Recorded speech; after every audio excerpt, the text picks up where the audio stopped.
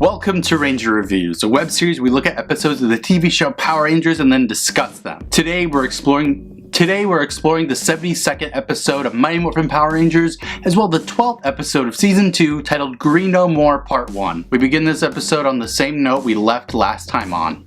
A somber pity party for Tommy, who was outside the youth center in a parking lot apparently shooting some hoops. Seems like a liability, but whatever. Kimberly comes up and they exposit about how Tommy is definitely going to lose his powers. Then, horrible lightning occurs, and a flickering Tommy appears before them who keeps saying, "I'm you from the future, the final battle. Remember, communicator. That's all I can tell you." Then it leaves, and Tommy says, "Yeah, that was definitely a warning from the future." On the moon, Zed says that the moment is at hand to delete the Green Ranger. Hooray! Anyways, at school, Zach and Billy run into Zach's cousin, Curtis, who is dancing in the middle of the hallway and being just as much of a show-off as Zach. Watch out, Zach. He might just become the next Black Ranger if he keeps being such a stereotype. Of course, Curtis and Richie become quick friends and leave. Tommy comes up and he says that it was weird what happened before because that guy looked just like him. Dude, that was you. But no worries.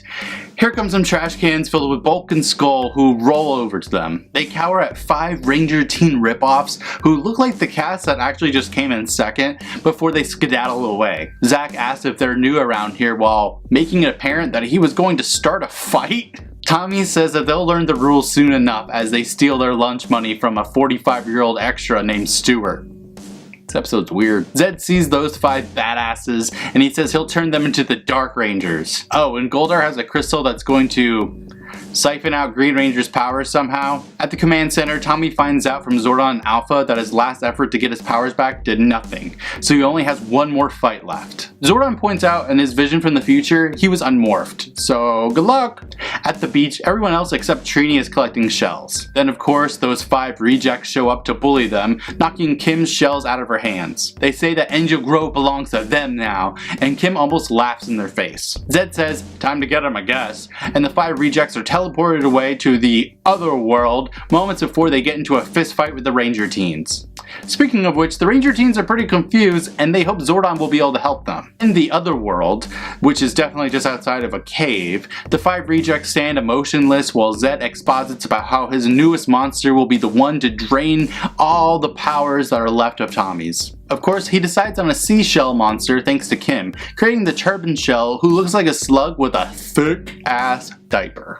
At the command center, everyone except Trini watches as the Turban Shell is attacking the city, so they wait for Trini to arrive before Zordon explains that this monster's power level is dangerously high. It's morphin' time for all 6. The Rangers arrive downtown to see that the Turban Shell is just blowing stuff up easily, and they just kind of stand there watching for a bit longer than necessary before they call out their Thunder Zords, forming the Thunder Megazord before Tommy calls out the Dragon Zord. There's a roughly edited battle between the 3 that results in only the Dragon Zord and the monster being able to be in the same shot, while the Thunder Zord gets hit off screen because, you know, different Japanese footage. Then the Rangers are ejected from the Thunder Megazord, landing by Tommy, and Turban Shell decides it's time to peace out. Outside that one random cave in Angel Grove, Turban Shell appears in front of Zed, and he literally scares Zed, and I kind of love it. Zed yells at him for retreating at the moment when he had the opportunity to win. The other 5 Rangers rush over to Tommy, who says he's weak when all of a sudden he's teleported away to a field to fight Turban Shell one-on-one, and Turban Shell starts sucking up Tommy's powers with his butt. Seriously? Tommy's officially out of power, and he scrambles away while Zed celebrates that this dollar store crystal is definitely supercharged now. The 5 Rangers try to get in contact with Zordon, but they can't because something is jamming their communicators before they're teleported to a force field outside that stupid cave to face Zed, now out of suit. The Rangers, not Zed. Zed exposits his whole plan again, and then he introduces the Dark Rangers. Oh my god. This is probably the worst thing I've ever seen on this show, and that's saying a lot. Seriously, they look like something you'd see at International Mr. Leather. The 5 teens try to tell the other Dark Rangers to stop being dumb, but it's no use. They want to serve Zed. We end this episode with Tommy hiding behind a rock while Turban Shell is yelling for him.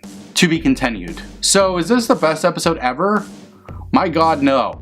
Not even by a long shot. But I will say, part of me is just happy that they're finally wrapping up that entire Tommy's losing his powers thing, because man, that was getting annoying as hell to watch episode after episode. Other than that, the idea of the Dark Rangers is a nice one, but it is executed horribly. Like, they sincerely had unused suits from Japan that they could have just used instead. Or they could have just had them come out wearing the Ranger spandex with different helmets or something. Man. How will this conclude in the next episode? What does Tommy's communicator have to do with anything? Why was Trini at her grandma's instead of at the beach with the others? Are they really all cut off from Zordon, or are we going to forget that even happened? Find out next time, but until then, may the power protect you.